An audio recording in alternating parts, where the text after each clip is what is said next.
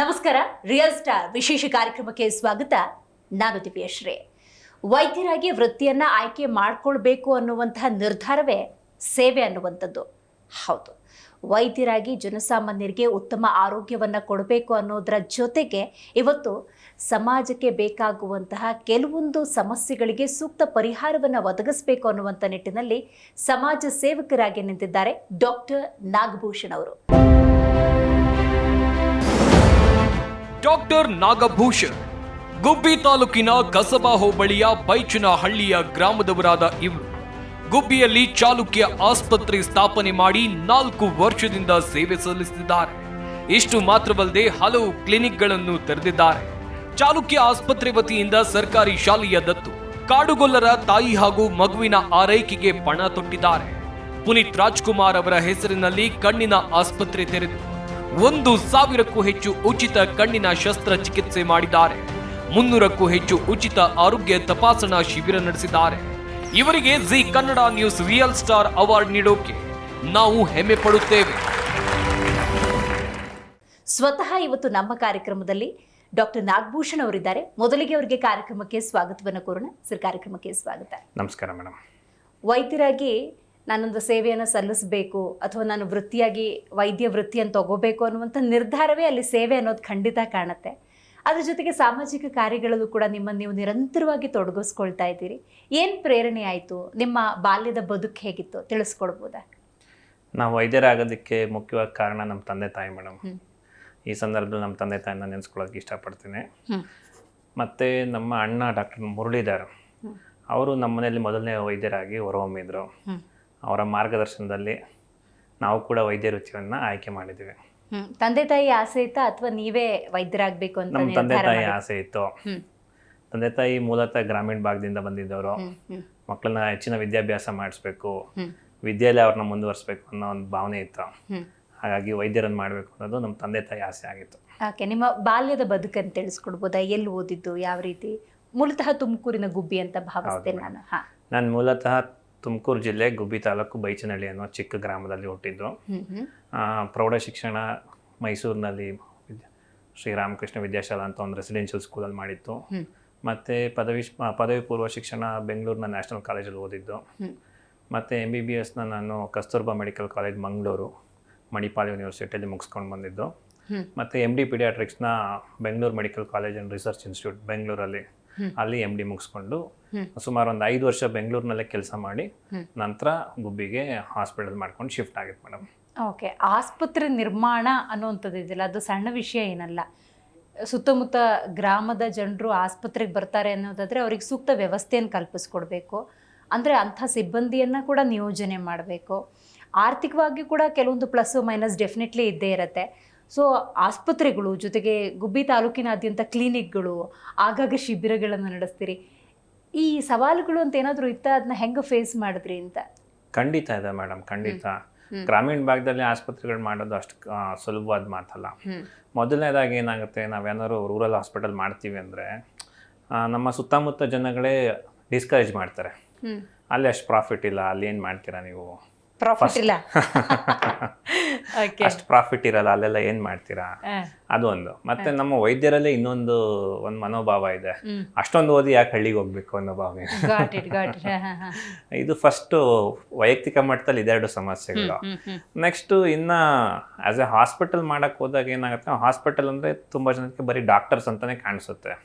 Supporting staff, nursing staff ಇರ್ಬೋದು, paramedical staff ಇರ್ಬೋದು, lab technicians, x-ray technicians, OT technicians, ಆ ಥರ ಒಂದು ಸಪೋರ್ಟಿಂಗ್ ಸ್ಟಾಫು ನಮಗೆ ಟ್ರೈನ್ಡ್ ಪರ್ಸನಲ್ ಸಿಗಲ್ಲ ರೂರಲಲ್ಲಿ. ರೂರಲ್ ಬರೋದಕ್ಕೆ ಒಪ್ಪೋದಿಲ್ಲ. ಅದರಲ್ಲೂ 24/7 ನಾವೇನಾದ್ರು ಮಾಡ್ತೀವಿ ಅಂದರೆ ಆ ಮ್ಯಾನ್ ಪವರ್ನ ಹೊಂಚೋದು ತುಂಬ ಕಷ್ಟ, ಸ್ಕಿಲ್ಡ್ ಇರಲ್ಲ. ಸೊ ಅವ್ರನ್ನ ಹಳ್ಳಿಯವ್ರನ್ನ ತೊಗೊಂಡು ಅವ್ರಿಗೆ ಟ್ರೈನಪ್ ಮಾಡಿ, ಯಾಕೆಂದ್ರೆ ನಾವು ಒಂದ್ಸರಿ ಹಾಸ್ಪಿಟಲ್ ಮಾಡಿದ್ರೆ ಪೇಷಂಟ್ ಕೇರಲ್ಲಿ ಕಾಂಪ್ರಮೈಸ್ ಮಾಡೋದಕ್ಕಾಗಲ್ಲ. ಸೊ ಹಂಗಾಗಿ we should train the personals. ಯಾರು ನಾವು ತೊಗೊತೀವಿ ಅವ್ರನ್ನ ಚೆನ್ನಾಗಿ ಟ್ರೈನ್ ಮಾಡಬೇಕು. ಇದು ಎರಡನೇ ಪ್ರಾಬ್ಲಮ್. ಇನ್ನು ಮೂರನೇದು ಇನ್ಫ್ರಾಸ್ಟ್ರಕ್ಚರ್.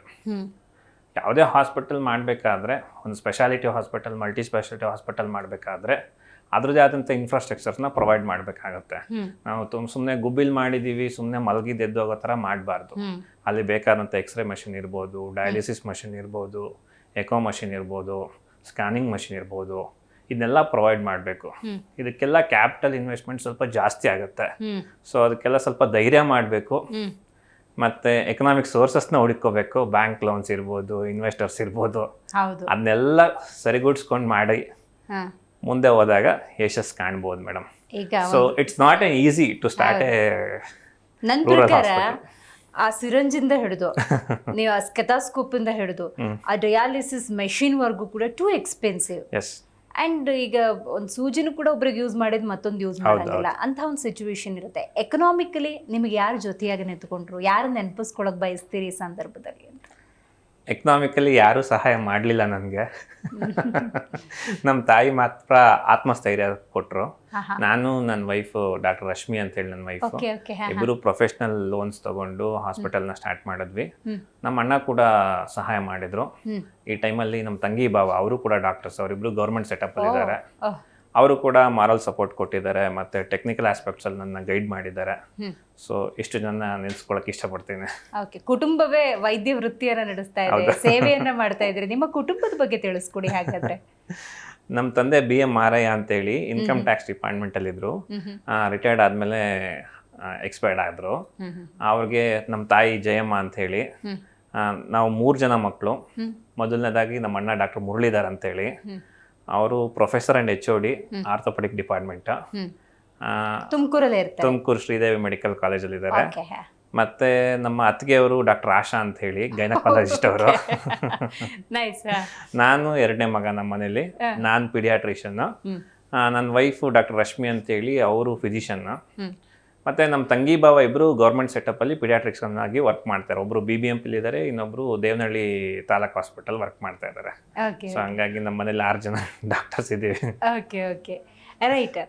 ಆಸ್ಪತ್ರೆಯ ನಿರ್ಮಾಣ ಅಂದಾಗ ಎಲ್ಲೆಲ್ಲಿ ಆಸ್ಪತ್ರೆಗಳನ್ನು ನೀವು ಆರಂಭದಲ್ಲಿ ಪ್ಲಾನ್ ಮಾಡ್ಕೊಂಡ್ರೆ, ಹೆಂಗೆ ಎಕ್ಸಿಕ್ಯೂಟ್ ಮಾಡಿದ್ರಿ, ಮತ್ತು ಪ್ಲಸ್ ಕ್ಲಿನಿಕ್ಗಳನ್ನು ಕೂಡ ನೀವು ಮಾಡ್ತೀರಿ, ಅದನ್ನು ತಿಳಿಸ್ಕೊಡ್ಬೋದಾ? ಆಸ್ಪತ್ರೆ ಮತ್ತು ಕ್ಲಿನಿಕ್ ಆಕ್ಚುಲಿ ಸ್ಟಾರ್ಟ್ ಮಾಡಿತ್ತು ಗುಬ್ಬಿ ಚಾಲುಕ್ಯ ಹಾಸ್ಪಿಟಲ್ ಒಂದೇನೆ ನಾವು ಸ್ಟಾರ್ಟ್ ಮಾಡಿದ್ದು ಫಸ್ಟ್ಗೆನೆ. 4 ವರ್ಷದಿಂದ ನಮ್ಮ ಮುಖ್ಯಮಂತ್ರಿಗಳಾದ ಸಿದ್ದರಾಮಯ್ಯನವರು ಬಂದು ಉದ್ಘಾಟನೆ ಮಾಡಿದ್ರು. ಅದೊಂದು ನಮಗೆ ಪ್ಲಸ್ ಆಯಿತು. ಅವರ ಆಶೀರ್ವಾದ ನಾನು ಯಾವತ್ತು ನೆನೆಸ್ಕೊತೀನಿ. ಆಮೇಲೆ ಏನಾಯಿತು, ನಾವು ಆಸ್ಪತ್ರೆ ನಡೆಸ್ತಾ ನಮ್ಗೆ ಏನನ್ನಿಸ್ತು, ಒಂದು ಚಿಕ್ಕ ಇಂಜೆಕ್ಷನ್ ತೊಗೊಳಕ್ಕೆ 25 ಕಿಲೋಮೀಟ್ರಿಂದ ಬರಬೇಕಿತ್ತು ನಮ್ಮ ಪೇಷಂಟ್ಗಳು. ಫಾರ್ ಎಕ್ಸಾಂಪಲ್ ನಮ್ಮ ಗುಬ್ಬಿಯಿಂದ ಹಾಗಲ್ವಾಡಿಗೆ ಸುಮಾರು 40ರಿಂದ 45 ಕಿಲೋಮೀಟರ್ ಆಗುತ್ತೆ. ನಾವು ಬೆಳಗ್ಗೆ ಬಂದು ಇಂಜೆಕ್ಷನ್ ತಗೊಳ್ಳಿ ಅಂದರೆ ಅವ್ರು ಅದಕ್ಕೋಸ್ಕರ ಅಲ್ಲಿಂದ ಬರಬೇಕಿತ್ತು. ಸೊ ಈ ಪ್ರಾಕ್ಟಿಕಲ್ ಪ್ರಾಬ್ಲಮ್ನ ನಾವು ಮನ್ಗಂಡ್ವಿ. ಆಮೇಲೆ ಸಣ್ಣ ಪುಟ್ಟ ನೆಗಡಿ ಕೆಮ್ಗೂ ಅಷ್ಟು ದೂರ ಬಂದು ತೋರಿಸ್ಕೋಬೇಕಾಯ್ತು. ಸೊ ಹಾಗಾಗಿ ನಾವೇನು ಮಾಡಿದ್ವಿ, ರೆಫರಲ್ ಕ್ಲಿನಿಕ್ಸ್ ಅಂತ ಮಾಡಿದ್ವಿ. ಸೊ ನಮ್ಮ ಹೋಬಳಿಗಳಲ್ಲಿ ಸುಮಾರು 5 ಕಡೆ ಹೋಬಳಿಗಳಲ್ಲಿ ಕ್ಲಿನಿಕ್ಸ್ ಅಂತ ಸ್ಟಾರ್ಟ್ ಮಾಡಿದ್ವಿ. ಕ್ಲಿನಿಕ್ ಸ್ಟಾರ್ಟ್ ಮಾಡಿ ಫಸ್ಟ್ ಟ್ರೀಟ್ಮೆಂಟ್ ಎಲ್ಲ ಅಲ್ಲೇನೆ, ಪ್ರೈಮರಿ ಹೆಲ್ತ್ ಕೇರ್ ಎಲ್ಲ ಅಲ್ಲೇ ಆಗ್ತಾ ಇತ್ತು. ಹೆಚ್ಚಿನ ಚಿಕಿತ್ಸೆಗೆ ಆ ಕ್ಲಿನಿಕ್ ಇಂದ ನಮ್ಮ ಮೇನ್ ಹಾಸ್ಪಿಟಲ್ಗೆ ರೆಫರ್ ಮಾಡ್ತಾ ಇದ್ರು. ಇಲ್ಲಿ ಪೇಷಂಟ್ ಸ್ವಲ್ಪ ಸ್ಟೆಬಿಲೈಸ್ ಆದ್ರು, ಇನ್ನು ಕಂಟಿನ್ಯೂ ಟ್ರೀಟ್ಮೆಂಟ್ಗೆ ಡ್ರೆಸ್ಸಿಂಗ್ ಇರ್ಬೋದು ಮತ್ತೊಂದಕ್ಕೆ ಅದೇ ಕ್ಲಿನಿಕ್ ವಾಪಸ್ ಹೋಗ್ತಾ ಇದ್ರು. ಮತ್ತೆ ಅವ್ರು ಅಲ್ಲಿ ಹೋದಾಗ ಅಲ್ಲಿ ಚಾರ್ಜ್ ಮಾಡ್ತಾ ಇರ್ಲಿಲ್ಲ ನಾವು. ಸೊ ಹಂಗಾಗಿ ಅವ್ರಿಗೆ ಎಕನಾಮಿಕ್ ಬರ್ಡನ್ ಕಮ್ಮಿ ಆಗ್ತಿತ್ತು, ಟ್ರಾವೆಲ್ ಟೈಮ್ ಕಮ್ಮಿ ಆಗ್ತಾ ಇತ್ತು.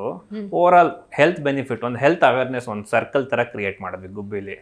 ಅದು ಪ್ರಾಯೋಗಿಕವಾಗಿ ಮಾಡಿದ್ವಿ, ಸಕ್ಸಸ್ ಕೂಡ ಆಯ್ತು, ಪೇಷಂಟ್ಗೂ ಹೆಲ್ಪ್ ಆಯ್ತು, ಹಾಸ್ಪಿಟಲ್ ರೆವಿನ್ಯೂನು ಜಾಸ್ತಿ ಆಯ್ತು.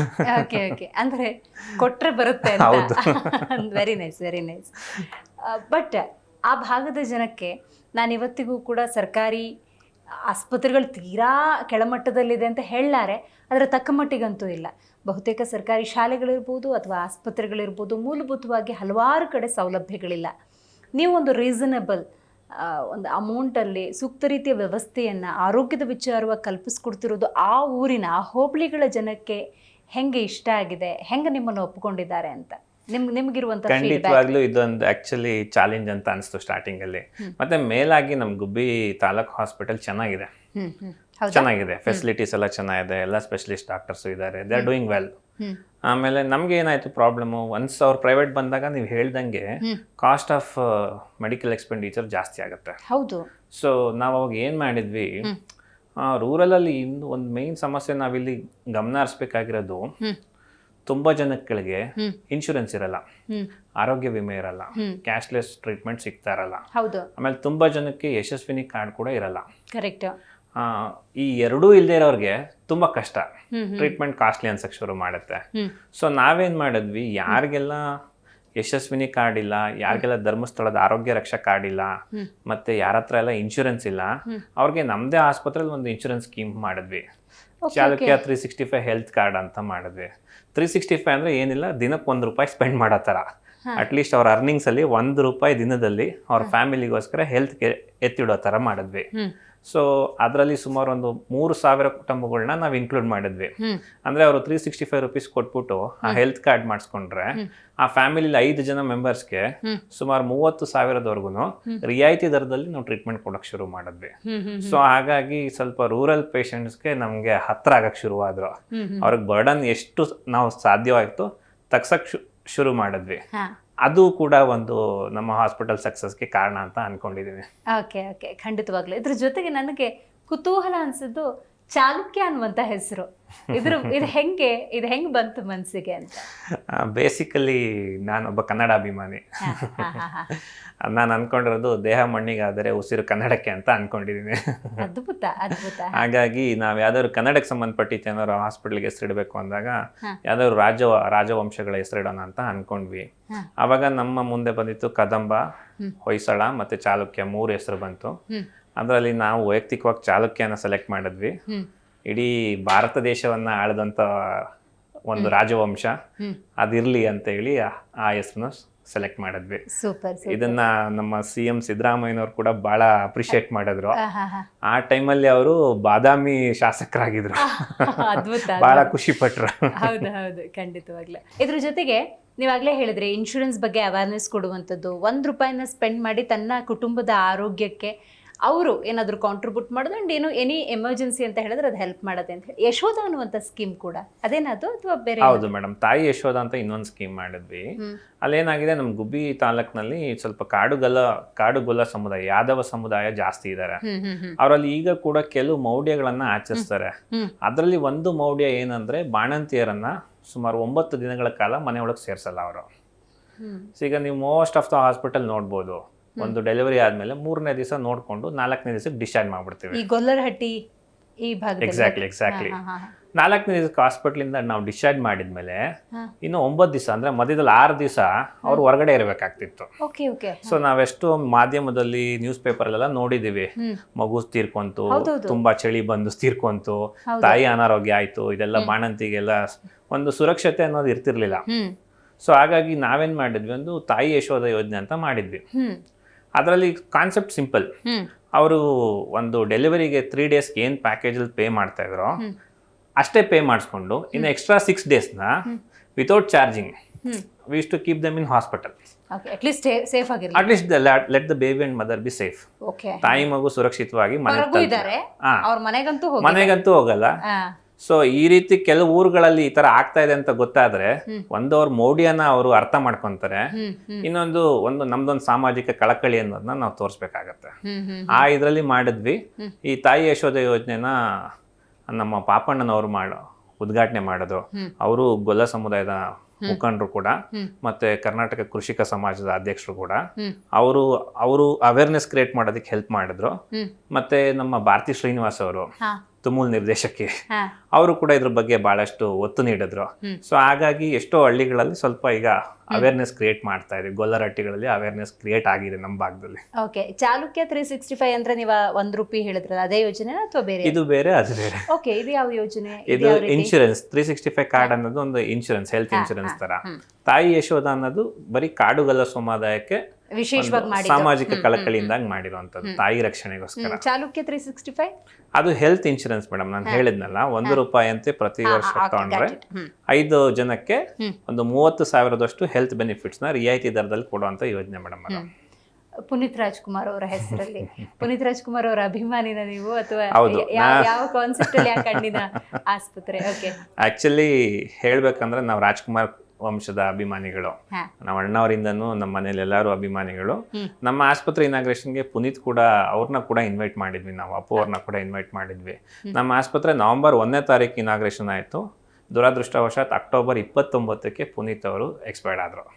ಸೊ ಅದು ದುಃಖ ಭಾಳ ನಮ್ಮ ಮನಸ್ಸಲ್ಲಿ ಇತ್ತು. ಸೊ ನಾವು ಹೆಂಗೂ ಸೋಷಿಯಲ್ ಸರ್ವಿಸ್ ಮಾಡ್ತಾ ಇದ್ವಿ, ಆ ದೊಡ್ಡ ಮನುಷ್ಯ ಏನೋ ಸ್ವಲ್ಪ ನಮ್ಗೊಂದು ದಾರಿ ಹೇಳ್ಕೊಟ್ಟು ಹೋಗಿದ್ದಾರೆ. ಮತ್ತು ಅಣ್ಣವ್ರು ಕೂಡ ನೇತ್ರದಾನ ಮಹಾದಾನ ಆ ಕಾನ್ಸೆಪ್ಟಲ್ಲಿ ಭಾಳಷ್ಟು ಕೆಲಸ ಮಾಡಿದ್ದಾರೆ. ಸೊ ಹಾಗಾಗಿ ನಾವು ಒಂದು ಸಪ್ರೇಟ್ ವಿಂಗ್ನ ಸ್ಟಾರ್ಟ್ ಮಾಡಿದ್ವಿ, ಪುನೀತ್ ರಾಜ್ಕುಮಾರ್ ನೇತ್ರಾಲಯ ಅಂತ ಹೇಳಿ. ಸೊ ಅದರಲ್ಲಿ ನಾವೇನು ಮಾಡ್ತೀವಿ ಅಂದರೆ ಎವ್ರಿ ವೀಕ್ 3 ರಿಂದ 4 ಕ್ಯಾಂಪ್ ಮಾಡ್ತೀವಿ ಹಳ್ಳಿಗಳಲ್ಲಿ. ಆ ಕ್ಯಾಂಪ್ನಲ್ಲಿ ಸಿಕ್ತಂಥ ಬಡ ಪೇಷಂಟ್ಸ್ಗೆ ನಮ್ಮ ಆಸ್ಪತ್ರೆಗೆ ಕರ್ಕೊಂಬಂದು ಫ್ರೀಯಾಗಿ ಕ್ಯಾಟ್ರಾಕ್ಟ್ ಸರ್ಜರೀಸ್ ಮಾಡ್ತೀವಿ. ಯಾರಿಗೂ ಏನೂ ಚಾರ್ಜ್ ಮಾಡಲ್ಲ ಮತ್ತು ಯಾವುದೇ ಚಾರಿಟೇಬಲ್ ಟ್ರಸ್ಟಿಂದನೂ ಅದಕ್ಕೆ ಡೊನೇಷನ್ ತಗೊಳ್ಳಲ್ಲ. It's our social responsibilities and it is our passion and it is our commitment towards society. So ಇದುವರೆಗೂ ಸುಮಾರು 300ಕ್ಕೂ ಹೆಚ್ಚು ಕ್ಯಾಂಪ್ ಮಾಡಿದ್ದೀವಿ. 1000ಕ್ಕೂ ಹೆಚ್ಚು ಬಡವರಿಗೆ ಉಚಿತ ನೇತ್ರ ಶಸ್ತ್ರಚಿಕಿತ್ಸೆಯನ್ನು ಮಾಡಿದ್ದೀವಿ. ಅದ್ರ ಬಗ್ಗೆ ನಮ್ಮ ಆಸ್ಪತ್ರೆ ಭಾಳ ಹೆಮ್ಮೆ ಇದೆ, ಖುಷಿನೂ ಇದೆ.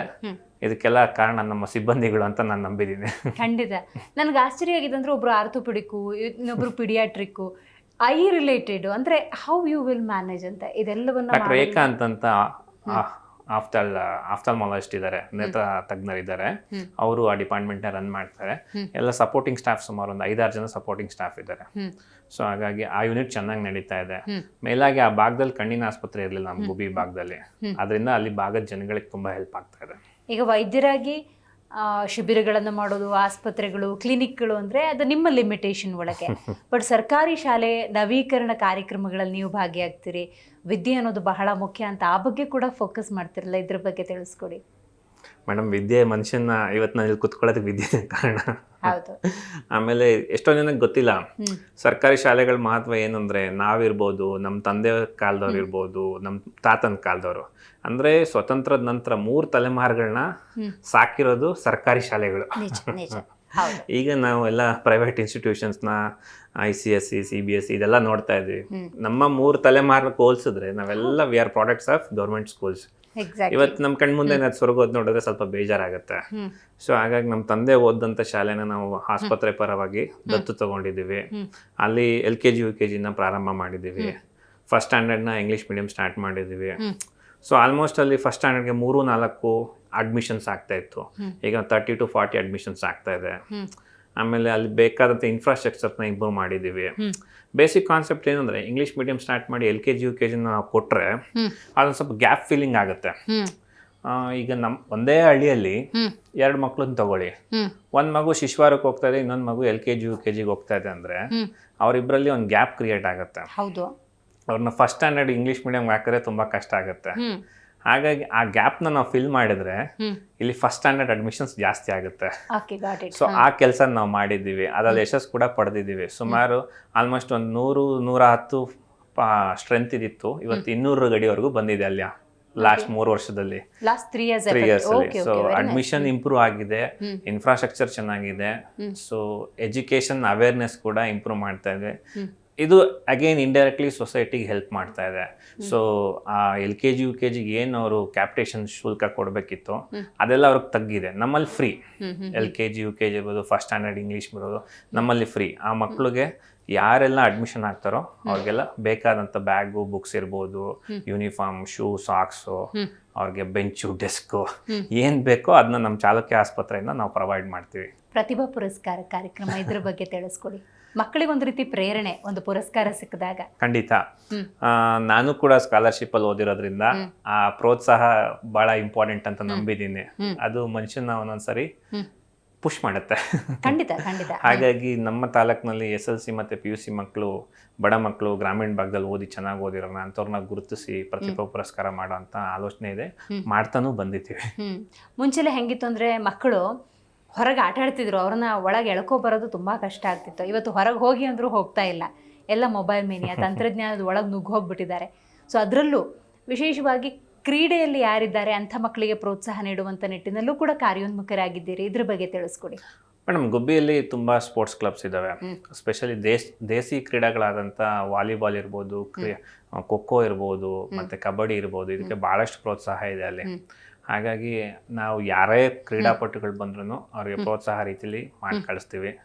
ಮತ್ತು ಯಾರಾದರೂ ಸಾಧನೆ ಮಾಡಿದ್ರೆ ನಮ್ಮ ಗುಬ್ಬಿ ಭಾಗದಲ್ಲಿ ಅಂಥವ್ರನ್ನ ಗುರುತಿಸಿ ಅವ್ರಿಗೆ ಹಣ ಸಹಾಯ ಮಾಡುವಂಥ ಕೆಲಸ ಮಾಡ್ಕೊಂಡು ಬಂದಿದ್ದೀವಿ. ಖಂಡಿತ. ನಿಮ್ಮ ಈ ಸೇವೆಗಳನ್ನು ಗುರುತಿಸಿ ಹಲವಾರು ಪ್ರಶಸ್ತಿಗಳು ಕೂಡ ನಿಮ್ಮನ್ನು ಅರಸಿ ಬರ್ತವೆ. ಅವಾಗೆಲ್ಲ ಏನು ಅನ್ಸುತ್ತೆ ನಿಮಗೆ ಅಂತ? ಎಲ್ಲೋ ಒಂದು ಕಡೆ ರೆಕಗ್ನಿಷನ್ ಸಿಗ್ತಾ ಇದೆ ಅಂತ ಅನಿಸುತ್ತೆ. ಮತ್ತೆ ಮತ್ತಷ್ಟು ಮಾಡಬೇಕು ಅನ್ನೋದಕ್ಕೆ ಪ್ರೋತ್ಸಾಹ ಜವಾಬ್ದಾರಿ ಜಾಸ್ತಿ ಜವಾಬ್ದಾರಿ ಜಾಸ್ತಿ ಆಗುತ್ತೆ. ಏನಾದರೂ ನಮ್ಮ ಕಾನ್ಶಿಯಸ್ ಮೀರಿ ಏನಾದ್ರು ಮಾಡಬೇಕಾದ್ರೆ ನೆನ್ಸ್ಕೊಂತೀವಿ, ಇಲ್ಲಪ್ಪ ನೋಡ್ತಾ ಇರ್ತಾರೆ, ನಾವು ಹುಷಾರಿರ್ಬೇಕು, ಹೌದು ಹೌದು. ನಾವು ಸರಿಯಾದ ದಾರಿಲಿ ಇರಬೇಕು ಅನ್ನೋ ಒಂದು ರೈಟ್ ಕಾನ್ಶಿಯಸ್ನ ಕ್ರಿಯೇಟ್ ಮಾಡುತ್ತೆ ಈ ರೀತಿ ರೆಕಗ್ನೇಷನ್ಸ್ ಎಲ್ಲ. ಓಕೆ, ಈಗ ಇಷ್ಟು ಜನರು ನೀವು ತಲುಪಿದ್ದೀರಿ ಅನ್ನೋದಾದರೆ, ಇನ್ನೂ ಏನೋ ಮಾಡಬೇಕು ಅನ್ನೋದಾದರೆ ಸಹಕಾರ ಅನ್ನೋದು ಬಹಳ ಮುಖ್ಯ. ಅದು ಕುಟುಂಬದ ವಿಚಾರಕ್ಕೆ ಬರೋದಾದರೆ ಯಾವ ರೀತಿ ಸಹಕಾರ ಸಿಗುತ್ತೆ, ಹೆಂಗೆ ಕಮ್ಯುನಿಕೇಟ್ ಮಾಡ್ತೀರಿ? ಅಂದರೆ ಕೆಲವು ಸತಿ ನೀವು ಹೇಳೋ ಕಾನ್ಸೆಪ್ಟು ನಿಮಗೆ ಸಹಕಾರ ಕೊಡೋರಿಗೆ ಇಲ್ಲ ಇದು ಬೇರೆ ಥರ ಇರಲಿ, ಆವಾಗ ಸಮನ್ವಯತೆ ಬೇಕಾಗುತ್ತೆ. ಯಾವ ಥರ ಇರುತ್ತೆ ಅಂತ ಹೇಳಿ ಡಿಸಿಷನ್ ಮೇಕಿಂಗ್? ನಮ್ಮ ಮನೆಯಲ್ಲಿ ನಮ್ಮ ತಾಯಿಯವ್ರ ಡಿಸಿಷನ್ ಅಲ್ಟಿಮೇಟ್, ಅವ್ರದ್ದೇ ಫೈನಲ್.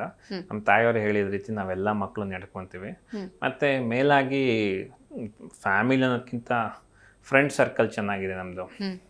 ಸ್ಪೆಷಲಿ ಡಾಕ್ಟರ್ಸ್ ಇರ್ಬೋದು, ಮತ್ತು ನಮ್ಮ ಹಾಸ್ಪಿಟಲ್ ಕೋಆರ್ಡಿನೇಟರ್ಸ್ ಏನಿದ್ದಾರೆ ಅವ್ರದ್ದೆಲ್ಲ ಸಹಕಾರ ಇರುತ್ತೆ. ಮತ್ತು ಏನೇ ಈ ಥರ ಯೋಜನೆಗಳೇನಾದ್ರು ನಾವು ಡಿಸ್ಕಸ್ ಮಾಡಿದಾಗ ಎಲ್ಲ ಕೂತ್ಕೊಂಡು ಆಫೀಸ್ ಸ್ಟಾಫ್ ಇರ್ಬೋದು, ಹಾಸ್ಪಿಟಲ್ ಸ್ಟಾಫು, ಮಾರ್ಕೆಟಿಂಗ್ ಟೀಮು ಎಲ್ಲರ ಜೊತೆ ಚರ್ಚೆ ಮಾಡಿ ಸಾಧಕ ಬಾಧಕಗಳನ್ನು ಥಿಂಕ್ ಮಾಡಿ ಆಮೇಲೆ ಎಕ್ಸಿಕ್ಯೂಟ್ ಮಾಡ್ತೀವಿ. ಸೊ ಹಂಗಾಗಿ ಸಪೋರ್ಟಿಂಗ್ ಟೀಮ್ ನಮ್ಗೆ ಚೆನ್ನಾಗಿದೆ. ಸಪೋರ್ಟಿಂಗ್ ಟೀಮ್ ಅಂದಾಗ ನನಗೆ ಸಿಬ್ಬಂದಿ ಮೊದಲಿಗೆ ನೆನಪಿಗೆ ಬರ್ತಾರೆ. ಸೊ ಅಂದಾಜು ಎಷ್ಟು ಮಂದಿ ಸಿಬ್ಬಂದಿ ಇದ್ದಾರೆ ಓವರ್ ಆಲ್ ನೋಡೋದಾದ್ರೆ, ಆ್ಯಂಡ್ ಅವ್ರ ಸಹಕಾರದ ಬಗ್ಗೆ ನೆನಪು ಮಾಡಿ? ನಮ್ಮಲ್ಲಿ ಗುಬ್ಬಿ ತಾಲೂಕಿನಲ್ಲಿ ಸುಮಾರು 100ರಿಂದ 120 ಸ್ಟಾಫ್ ಇದ್ದಾರೆ. ನಮ್ಮಲ್ಲಿ ಚಿಕ್ಕನಾಯಕನಹಳ್ಳಿಲಿ 25 ಜನ ಸ್ಟಾಫ್ ಇದ್ದಾರೆ. ಸುಮಾರು 150 ಒಟ್ಟು ಚಾಲುಕ್ಯ ಕುಟುಂಬದಲ್ಲಿ 150 ಜನ ಸ್ಟಾಫ್ ಇದೀವಿ ನಾವೆಲ್ಲ. Okay okay. ಅವರ ಸಹಕಾರ ನಿಮ್ಮ ಖಂಡಿತವಾಗ್ಲೂ ಇವತ್ತೇನಾದ್ರು ಚಾಲುಕ್ಯ ಆಸ್ಪತ್ರೆ ಗುಬ್ಬಿ ಭಾಗದಲ್ಲಿ ಒಂದಿಷ್ಟು ಹೆಸರು ಮಾಡಿದೆ ಅಂದರೆ ಅದ್ರದ್ದೆಲ್ಲ ಕ್ರೆಡಿಟ್ ನಮ್ಮ ಸ್ಟಾಫ್ಗಳು ಕೊಡೋಕೆ ಇಷ್ಟಪಡ್ತೀನಿ. ಯಾಕೆಂದರೆ ಅವರು 24/7 ವರ್ಕ್ ಮಾಡಿ ಡೆಡಿಕೇಟೆಡ್ ಆಗಿ ಮಾಡಿರೋದ್ರಿಂದನೇ ನಾವು ಇವತ್ತು ಇಲ್ಲಿ ಕೂರಕ್ಕೆ ಸಾಧ್ಯ ಆಗಿದೆ ಅಂತ ನಂಬಿದ್ದೀನಿ ನಾನು. ಖಂಡಿತ. ನಿಮ್ಮ ಸಹಕಾರ ಸಿಬ್ಬಂದಿಗೆ, ಯಾಕಂತ ಹೇಳಿದ್ರೆ ನಿಮ್ಮ ನಂಬಿ ನಿಮ್ಮ ಸಂಸ್ಥೆಯಲ್ಲಿ ಕೆಲಸ ಮಾಡ್ತಿರ್ತಾರೆ, ಕಷ್ಟ ಅಂದರೆ ಅಣ್ಣ ಇದ್ದಾರೆ, ಸರ್ ಇದ್ದಾರೆ, ಈ ಥರದೊಂದು ಮನೋಭಾವ, ಮತ್ತು ನಿಮ್ಮ ಕುಟುಂಬವೇ ವೈದ್ಯ ವೃತ್ತಿಯಲ್ಲಿ ಸೇವಾ ತತ್ಪರತೆಯಲ್ಲಿರೋದ್ರಿಂದ ಒಂದು ನಂಬಿಕೆ ಅನ್ನೋದು ಸಿಬ್ಬಂದಿಗೂ ಡೆಫಿನೆಟ್ಲಿ ಇದ್ದೇ ಇರುತ್ತೆ. ಅವ್ರ ಜೊತೆ ನೀವು ಹೇಗೆ ನಿಂತ್ಕೊಂಡಿದ್ದೀರಿ ಅಂತ? ಖಂಡಿತವಾಗ್ಲೂ ನಾನು ಅವ್ರ ಜೊತೆಲಿ ಅವ್ರ ಮಗನಾಗಿ, ಅವ್ರ ಅಣ್ಣನಾಗಿ, ಅವರ ಸಹೋದರನಾಗಿ ಯಾವತ್ತೂ ಇರ್ತೀನಿ. ನಾವು ಸಿಬ್ಬಂದಿ ಅನ್ನೋದಕ್ಕಿಂತ ಅವರೆಲ್ಲ ನನ್ನ ಫ್ಯಾಮಿಲಿ ಮೆಂಬರ್ಸ್ ಅಂತಾನೆ ಅನ್ಕೊಂಡಿರೋದು. ಮತ್ತೆ ನಮ್ಮ ಆಸ್ಪತ್ರೆಯಲ್ಲಿ ಒಂದು ವಿಶಿಷ್ಟ ಇದಿದೆ. ಮಧ್ಯಾಹ್ನ ಊಟ ಅವ್ರು ಯಾರು ಬಾಕ್ಸ್ ತರಲ್ಲ ನಮ್ಮ ಹಾಸ್ಪಿಟ್ಲಲ್ಲಿ. ನಮ್ಮ ಹಾಸ್ಪಿಟ್ಲಲ್ಲಿ ನಾವೆಲ್ಲ ಕುಕ್ ಮಾಡಿ ಎಲ್ಲ ಡಾಕ್ಟರ್ಸು ಇಂದ ಹಿಡಿದು ಗ್ರೂಪ್ ಡಿ ವರೆಗೂ ಒಟ್ಟಿಗೆ ಕೂತ್ಕೊಂಡು ಊಟ ಮಾಡ್ತೀವಿ ಮಧ್ಯಾಹ್ನದ ಹೊತ್ತು ಮತ್ತೆ ರಾತ್ರಿ ಹೊತ್ತು. ಸೊ ಎಲ್ಲ ಸ್ಟಾಫ್ಗೂ ಉಚಿತವಾಗಿ ಊಟ ವ್ಯವಸ್ಥೆ ಮಾಡ್ತೀವಿ. ಸೊ ಆ ಭ್ರಾತೃತ್ವ ನಮ್ಮಲ್ಲಿದೆ. ಸೊ ಹಂಗಾಗಿ ಅವ್ರದ್ದೇನೇ ಕಷ್ಟ ಆಗಲಿ ಅವ್ರ ಮನೆಯವ್ರಲ್ಲಿ ನಾನು ಒಬ್ಬ ಅನ್ನೋ ರೀತಿ ನಿಂತ್ಕೊಳ್ಳೋ ಪ್ರಯತ್ನ ಖಂಡಿತವಾಗ್ಲೂ ಪ್ರಾಮಾಣಿಕವಾಗೂ ಮಾಡಿದ್ದೀನಿ. ಅದ್ಭುತ ಅದ್ಭುತ. ಆತ್ಮತೃಪ್ತಿ ಇದೆಯಾ ಇವತ್ತು ಈ ಸಾಧಕರ ಸ್ಥಾನದಲ್ಲಿ ಕೂತ್ಕೊಂಡಿದ್ದೀರಿ? ಈ ಜರ್ನಿನ ನೀವು ಕಣ್ಮುಚ್ಕೊಂಡು ನೆನಪು ಮಾಡ್ಕೊಂಡಾಗ ಹೌದಪ್ಪ ಭಗವಂತ ಸರಿಯಾದ ದಾರಿ ತೋರಿಸಿದಾನೆ, ಅಲ್ಲಿ ನಾನು ನಡೀತಾ ಇದ್ದೀನಿ?